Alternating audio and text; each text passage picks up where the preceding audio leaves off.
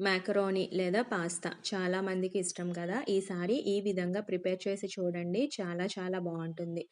ఎక్కువ సమయం పట్టదు. సింపుల్‌గా, ఈజీగా అయిపోతుంది. ఎప్పుడైనా ఓపిక లేనప్పుడు ఇలా ప్రిపేర్ చేసుకోండి. 5 నిమిషాల్లో చక్కగా తినేయొచ్చు.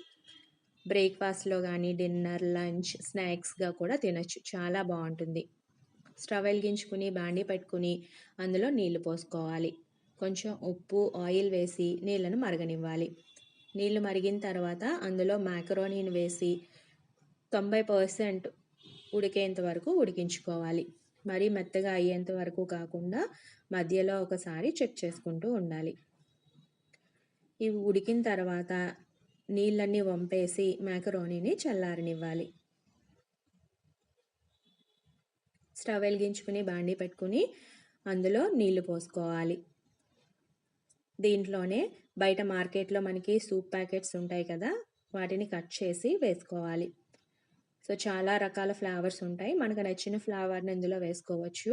లేదు అంటే 2, 3 రకాల ఫ్లేవర్స్‌ని కూడా కలిపి వేసుకోవచ్చు.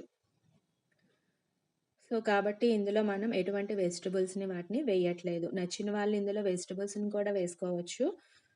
చాలా సింపుల్‌గా, ఈజీగా అయిపోవాలి అంటే ఇలా కూడా ప్రిపేర్ చేసుకోవచ్చు. ఇవంతా బాగా కలిసి దగ్గర పడేంత వరకు ఉడికించుకోవాలి. ఈ విధంగా ఉడికిన తర్వాత ఇందులో ముందుగా మనం ఉడికించుకున్న మాకరోనీని వేసి కలిపి మూత పెట్టి 2 నిమిషాల పాటు ఉడికించుకోవాలి.